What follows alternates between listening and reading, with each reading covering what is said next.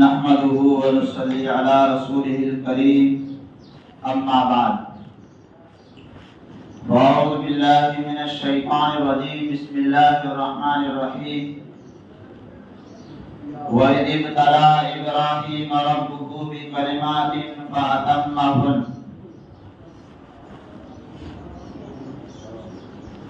عن زيد بن أرقم رضي الله تعالى عنه قال قال أصحاب رسول الله صلى الله عليه وسلم ما هذه الأضاحي قال سنة أبيكم إبراهيم عليه الصلاة والسلام او كما قال عليه الصلاة والسلام. درود شریف پڑھو. اللهم صل على سيدنا ومولانا محمد وعلى آل سيدنا ومولانا محمد وبارك وسلم. اللهم صل على سيدنا ومولانا محمد وبارك وسلم. اللهم صل على سيدنا ومولانا محمد وعلى آل سيدنا ومولانا محمد وبارك وسلم. میرے عزیز بھائیوں اور بزرگوں، اللہ رب العزت نے ہمیں یہ خوشی کا موقع عنایت فرمایا. اللہ رب العزت کا دستور اور قانون ہے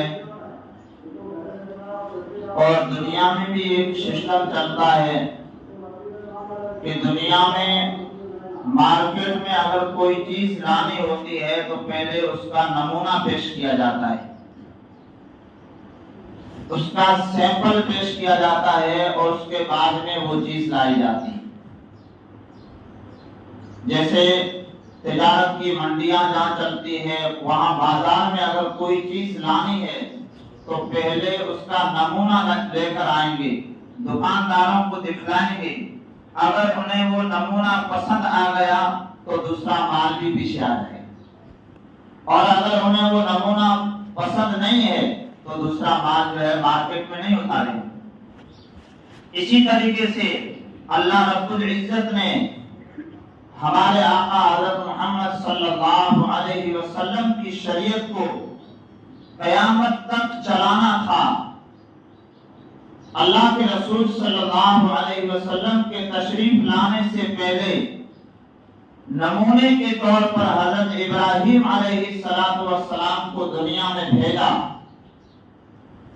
اور اللہ رب العزت نے اپنے بندوں سے ارشاد فرمایا کہ اگر تم کامیاب ہونا چاہتے ہو، اگر تمہیں حضرت محمد صلی اللہ علیہ وسلم سے اگر محبت ہے تو تمہیں حضرت ابراہیم علیہ السلام کے بتلائے ہوئے طریقے پر اور ان کے نمونے پر تمہیں چلنا پڑے گا. حضرت ابراہیم علیہ السلام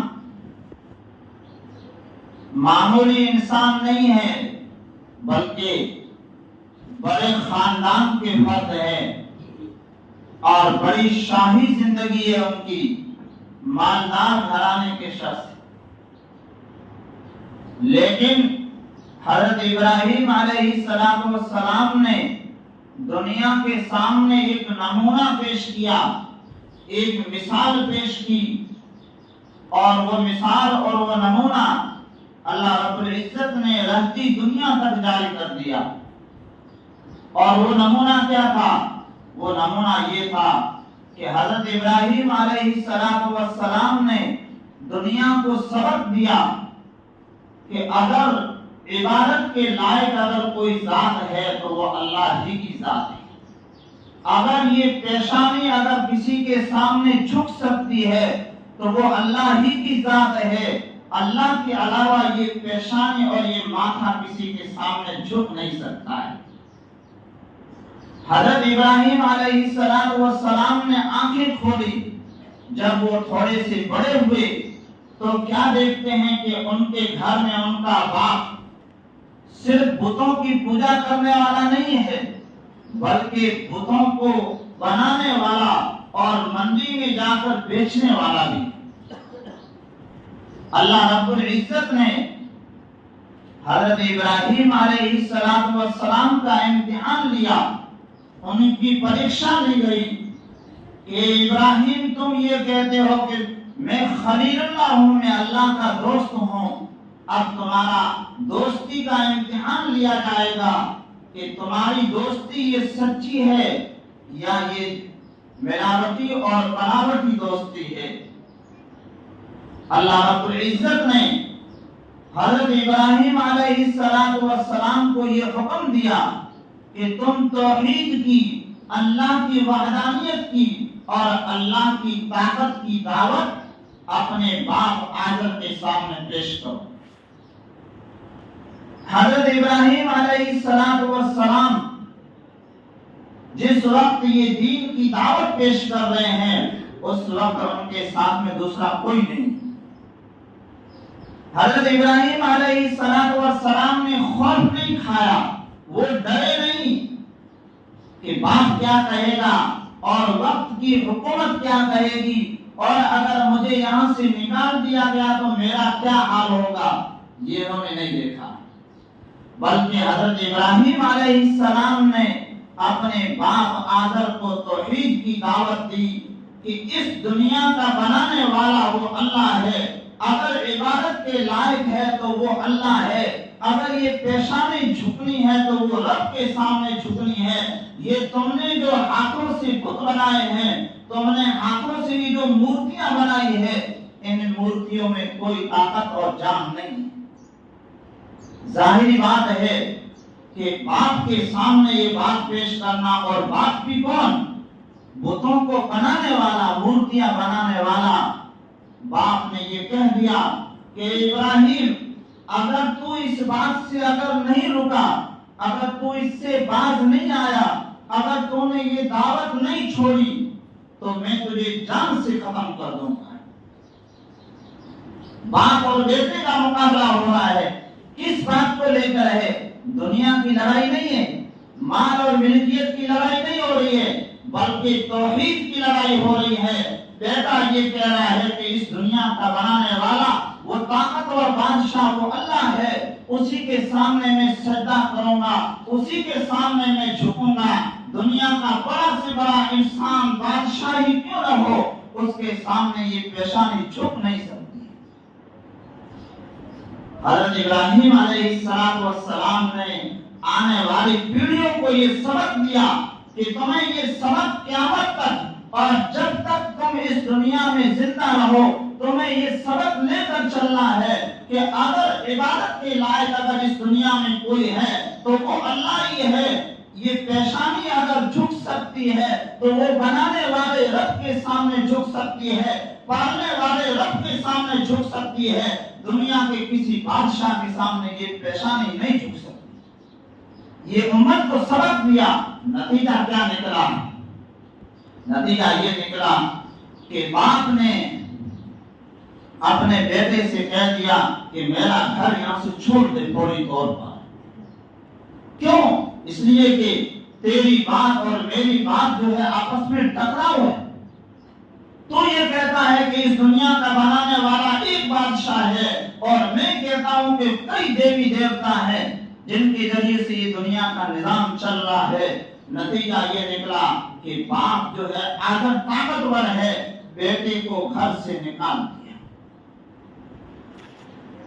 حضرت ابراہیم علیہ السلام نے امت کو سبق دیا کہ اگر اس توحید کے لیے، اگر اس کلمہ لا الہ الا اللہ محمد رسول اللہ صلی اللہ علیہ وسلم کے لیے اگر تمہیں گھر چھوڑنا پڑے تو تم اس کی کوئی پرواہ مت کرنا، لیکن ایمان سے سودا تم کبھی مت کرنا۔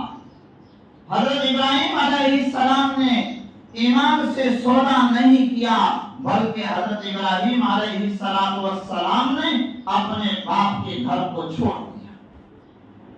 اور پھر باری آئی، لمبی چوڑی باتیں، پھر باری آئی بادشاہ نمرود کی۔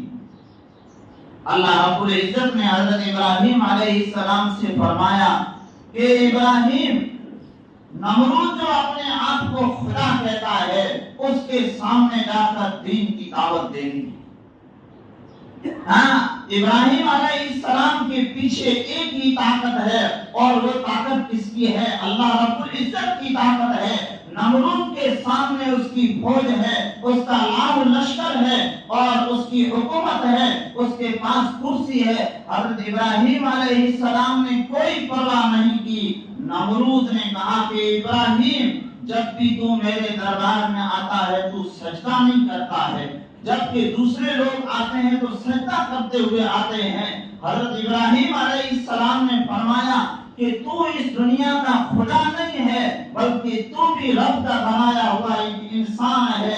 تیرے پاس نفع اور نقصان کی طاقت نہیں ہے، تو ہر چیز میں اللہ کا محتاج ہے، کھانے میں بھی رب کا محتاج ہے۔ تو محتاج ہے، رات کو سوتا ہے، اگر سوئے گا نہیں تو پریشان ہو جائے گا۔ تو رب نہیں ہے، اس لیے میں تیرے سامنے جھک نہیں سکتا ہوں۔ نتیجہ کیا نکلا؟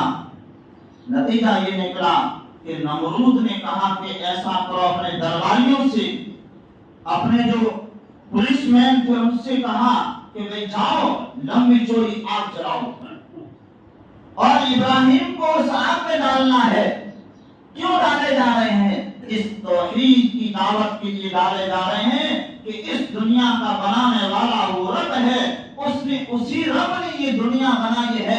اگر اس دنیا میں اگر کوئی نفع کا اگر حقدار ہے، اگر نفع دے سکتا ہے تو وہ اللہ ہی ہے۔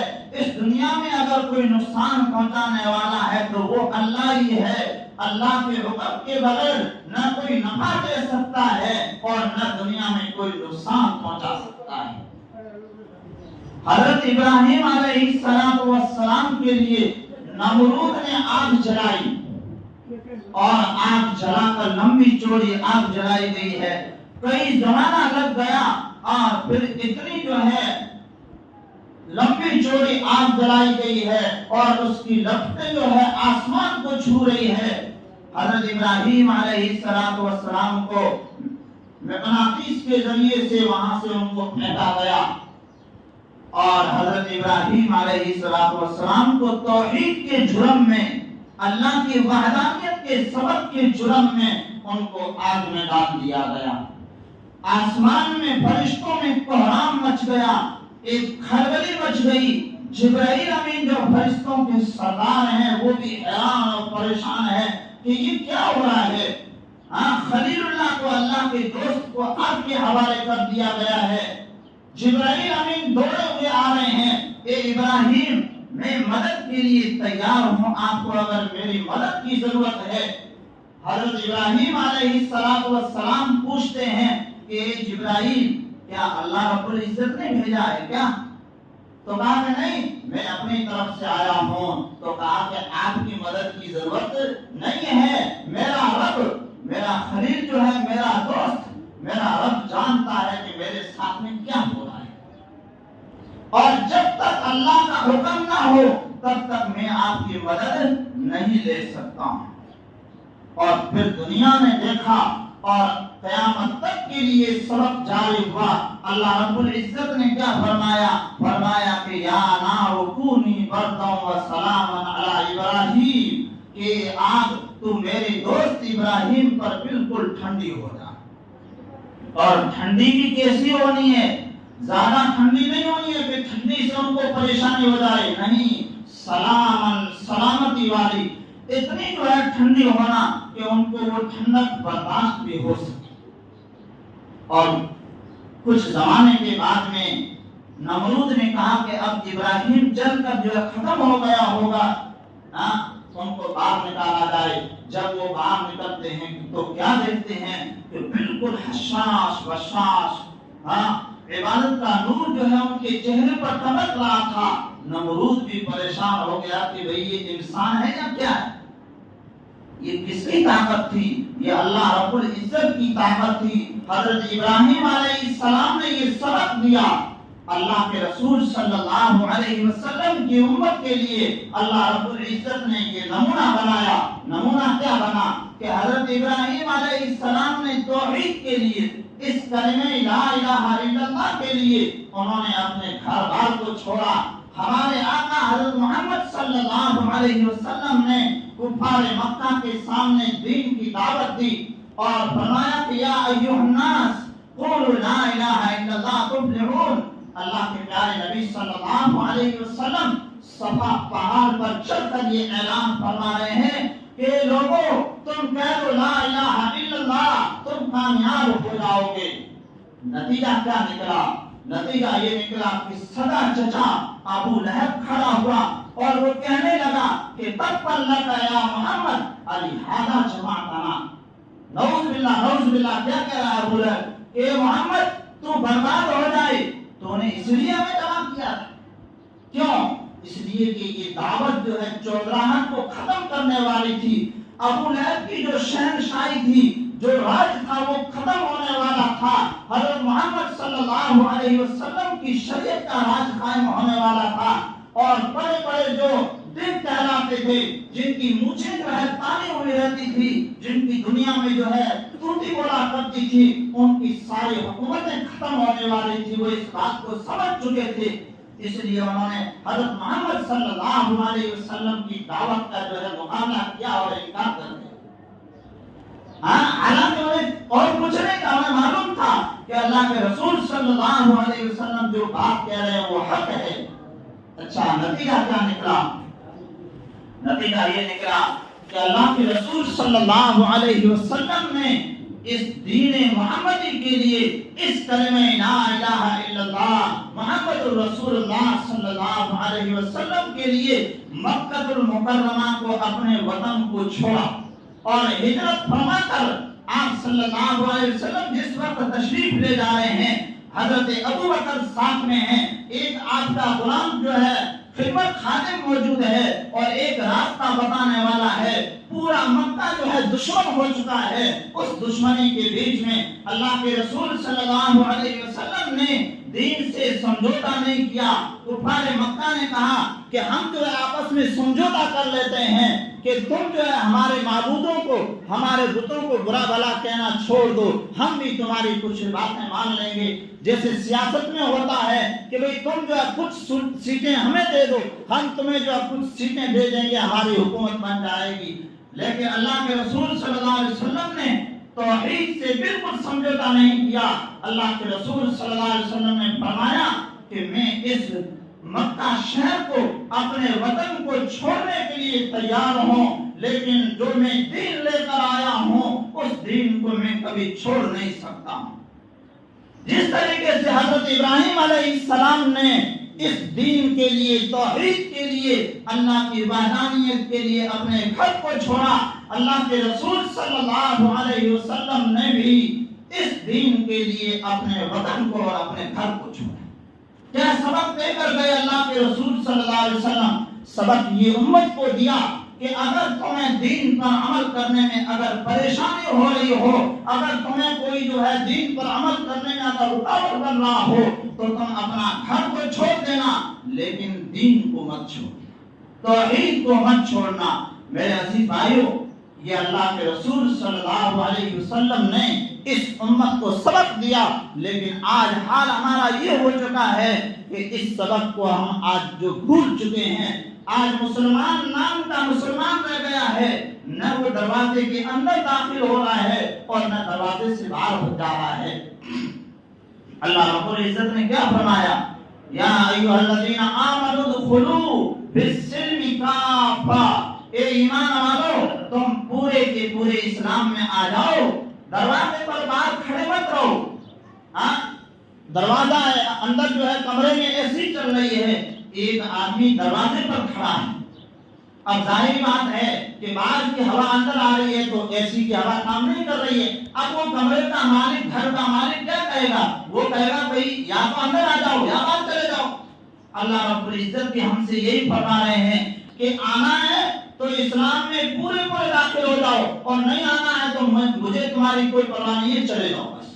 یا ایھا الذین آمنوا ادخلوا فی السلم کافہ، کہ تمہاری من مرضیاں نہیں چلے گی دین میں۔ یہ قربانی کی جو ہے یہ دعوت ہمیں کیا جو ہے یہ سبق دے رہی ہے؟ قربانی ہمیں یہ سبق دے رہی ہے کہ اللہ کے حکم کے سامنے ہماری جان کچھ بھی نہیں ہے۔ اللہ کے دوست، اللہ کے خلیل حضرت ابراہیم علیہ السلام نے امت کو یہ سبق دیا کہ اپنے بیٹے اسماعیل کو اللہ کے حکم پر انہوں نے قربان کر دیا۔ کہ بیٹا اللہ کے حکم کے سامنے کچھ بھی نہیں ہے، ہاں اللہ کا حکم ہی سب سے بڑی چیز ہے۔ انہوں نے اپنے بیٹے کی کوئی پرواہ نہیں کی، اس لیے کہ ابراہیم علیہ السلام جس وقت بیٹے کو قربان کر رہے ہیں اس وقت ان کی عمر کیا ہے؟ ایک ہی بیٹا ہے اسماعیل، اور حضرت ابراہیم علیہ السلام کی عمر 90 سال ہو چکی ہے۔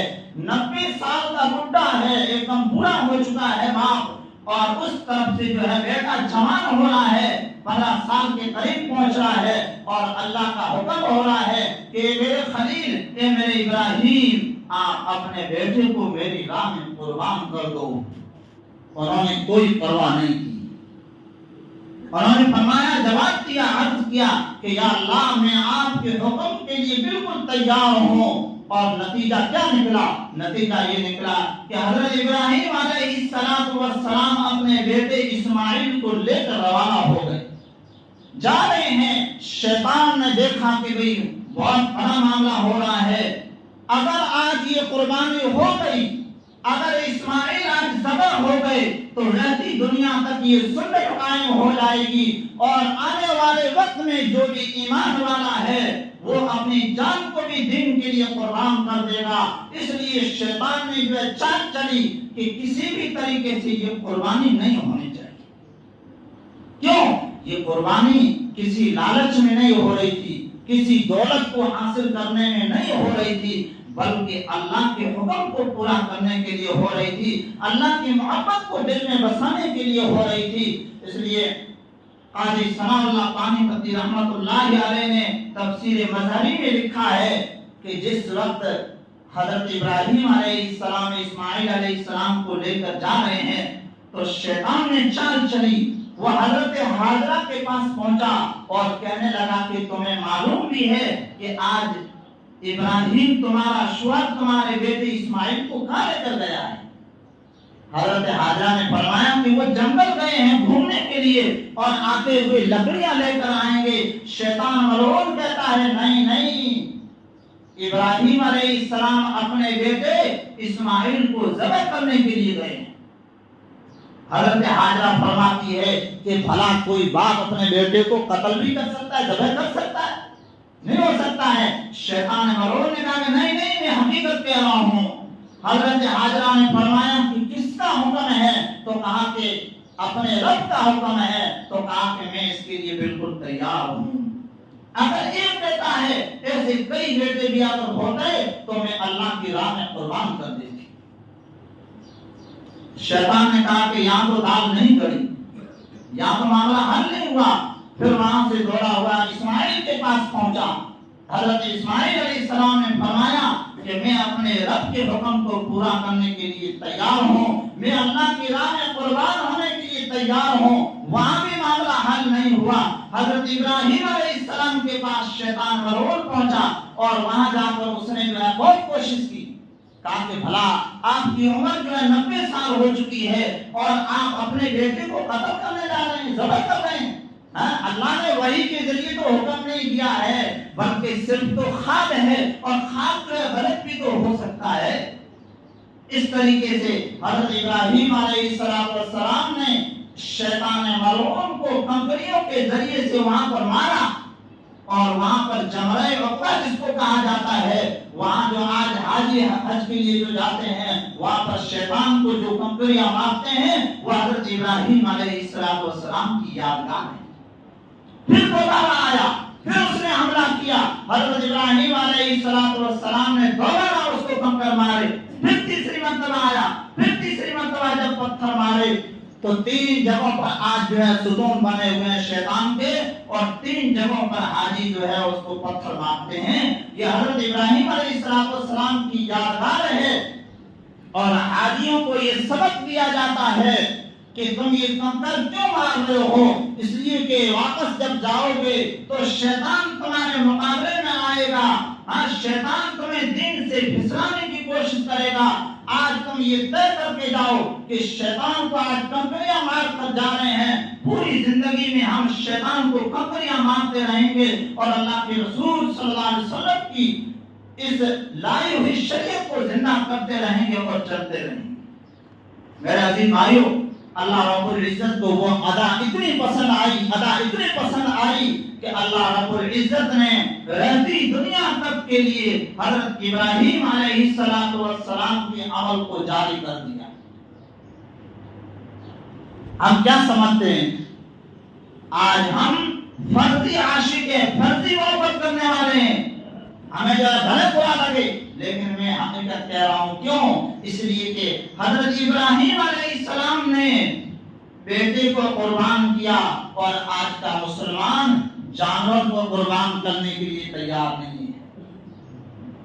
شادی کا موقع آئے گا یا سرپنچی کا موقع آئے گا تو وہاں پر جو ہے 100 نہیں 200 نہیں 300 بکرے ذبح ہو جائے، کوئی پرواہ نہیں ہے۔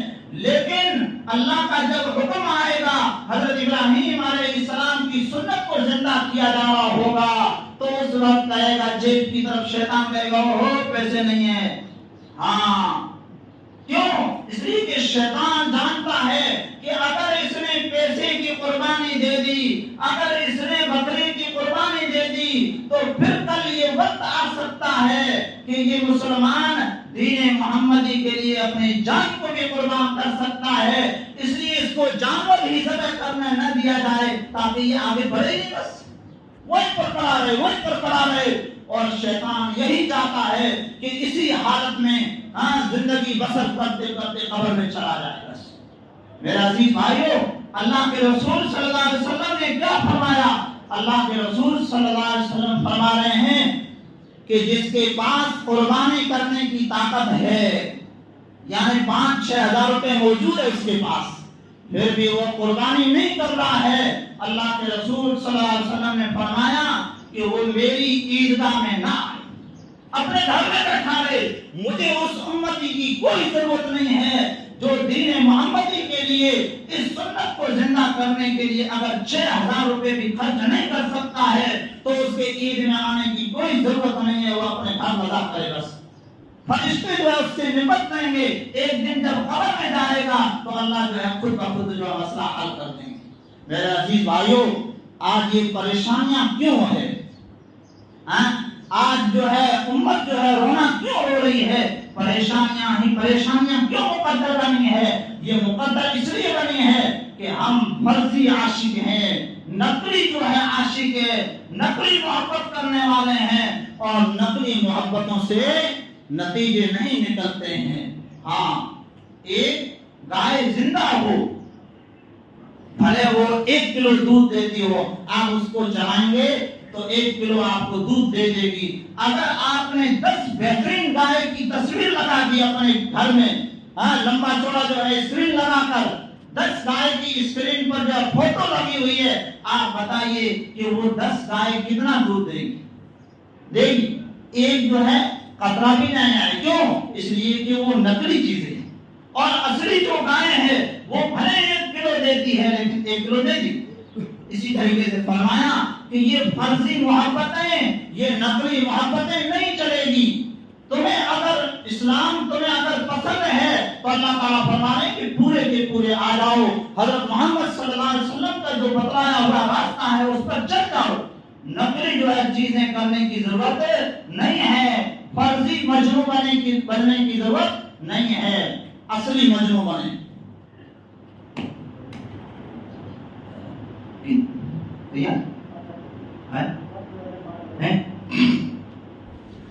مجنون جو ہے نا، مجنون لیلا اور مجنون کی دوستی ہو گئی، حالانکہ لیلا جو ہے وہ کالی کلر کی تھی لیکن مجنون کے دل میں محبت بچ چکی تھی، اور لیلا روزانہ اس کے لیے دودھ کا کٹورا اور سامان بھیجا کرتی تھی۔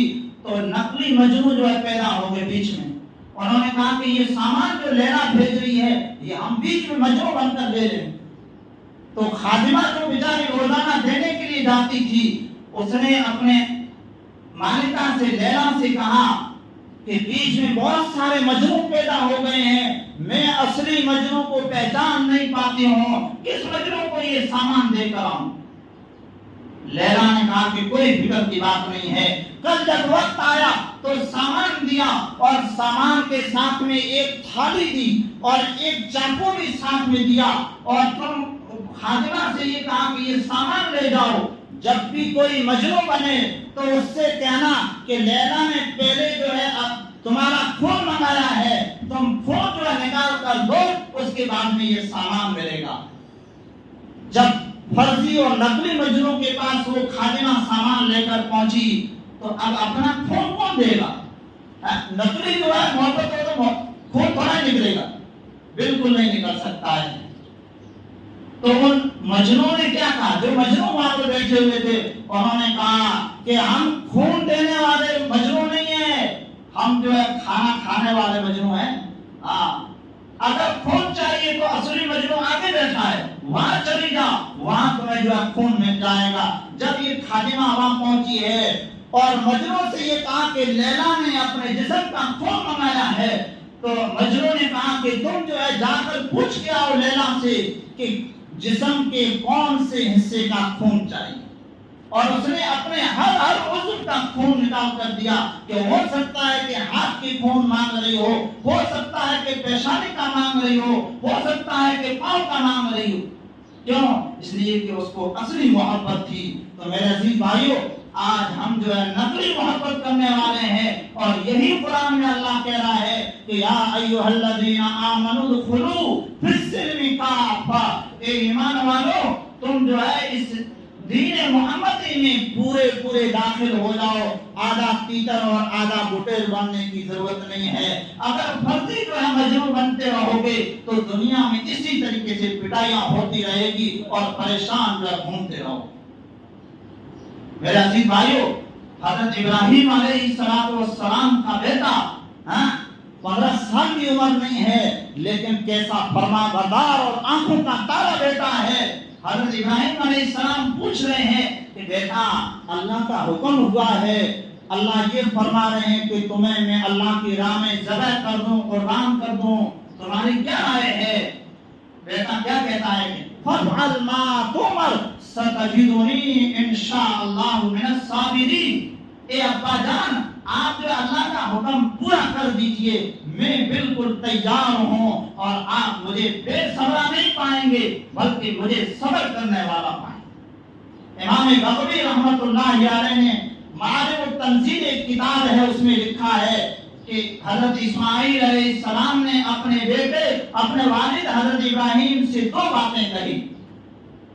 فرمایا کہ ابا جان اپنے کپڑوں کو سمیٹ لو، آپ اپنے کپڑوں کو سمیٹ لو، اس لیے کہ اگر ذبح کیا اور اس وقت اگر خون کے دھبے اگر آپ کے کپڑوں پر پڑ گئے، آپ والدہ کے پاس جائیں گے تو میری والدہ خون دیکھ کر کہیں پریشان نہ ہو جائے، اس لیے آپ اپنے کپڑوں کو سمیٹ لیجیے۔ اور فرمایا دوسری بات یہ فرمائی کہ آپ ایسا کر لیں کہ میرے ہاتھ اور پاؤں دونوں کو باندھ دیجیے، اس لیے کہ ہو سکتا ہے کہ چھری کی تکلیف کی وجہ سے، ذبح ہونے کی تکلیف کی وجہ سے کہیں میں جو ہے ہاتھ پاؤں جو ہے مارنے نہ لگ جاؤں اور اللہ کا حکم کہیں ادھورا نہ رہ جائے۔ کوئی بیٹا یہ کہہ سکتا ہے؟ آج کی یہ اولادیں یہ بیٹھی ہوئی ہے، ماں باپ رو جو ہے بیٹا کام کرنا نہیں یہ تیار ہوا ہے، یہ کیا قربانیاں دے گی؟ کیوں؟ اس لیے کہ ان کو ہم نے سکھایا نہیں ہے کہ ماں باپ کی عظمتیں اور محبتیں کیا ہے، ماں باپ کی قدر کیا ہے۔ اللہ رب العزت نے اپنے بعد سب سے دوسرے نمبر پر جو فرمایا وہ والدین کا ذکر ہے۔ وَقَضَىٰ رَبُّكَ أَلَّا تَعْبُدُوا إِلَّا إِيَّاهُ وَبِالْوَالِدَيْنِ إِحْسَانًا۔ اللہ فرمائیں کہ تم اللہ کی عبادت کرو اور اس کے بعد میں ماں باپ کے ساتھ اچھا سلوک کرو۔ آج یہ اولادیں جو ہے ماں باپ کے ساتھ میں کیا برتاؤ کرتی ہے، ہر باپ جانتا ہے اس بات کو۔ باپ کہتا ہے کہ ادھر جانا ہے، بیٹا کہتا نہیں میں ادھر جاؤں گا، اور رات دن یہ موبائلوں کی دنیا میں ایسے کھوئے ہیں، اس موبائل نے اس نوجوان کو ایسا برباد کیا ہے کہ یہ آج کا نوجوان اس دین کے لیے 100 روپے تو بہت دور کی بات ہے، 1 روپیہ بھی خرچ کرنے کے لیے تیار نہیں ہے۔ اگر اپنے موبائل میں بیلنس نہیں ہوگا تو 2 سموں کی ویلڈٹی بھرائے گا اور 500 روپے خرچ کرے گا، اور جب یہاں دین کا نمبر آئے گا تو 5 روپے بھی آگے نہیں کرے گا۔ کیوں؟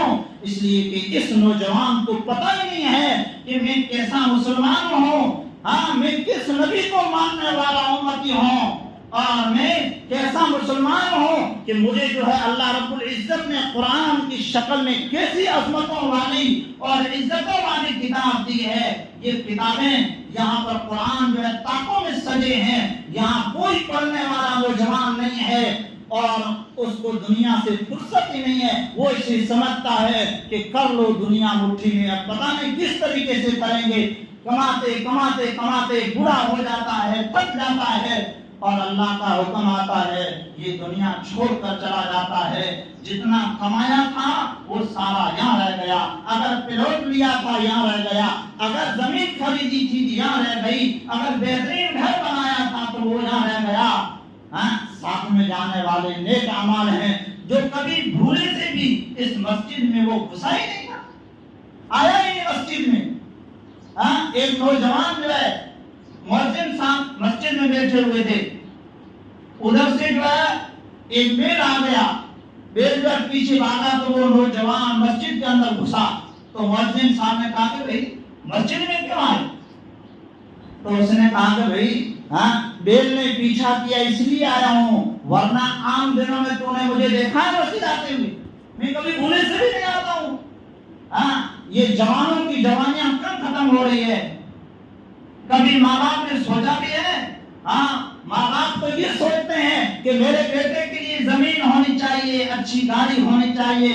میرے عزیز بھائیوں, یہ چیزیں ساتھ میں جانے والی نہیں ہیں. اس بات کی فکر کرو کہ میرے بیٹے کا ایمان جو ہے سب سے اچھا ہونا چاہیے. اور یہی قربانی ہمیں سبق دے رہی ہے کہ بیٹے نے باپ کے سامنے کہا کہ میں ذبح ہونے کے لیے تیار ہوں. حضرت ابراہیم علیہ السلام نے اپنے بیٹے کو قربان کر دیا اور رہتی دنیا کو ان نوجوانوں کو اسماعیل علیہ السلام سبق دے کر گئے کہ جس طریقے سے میں اللہ کے راستے میں ذبح ہو گیا, اے نوجوانوں تم بھی دین کے لیے قربان ہو جانا.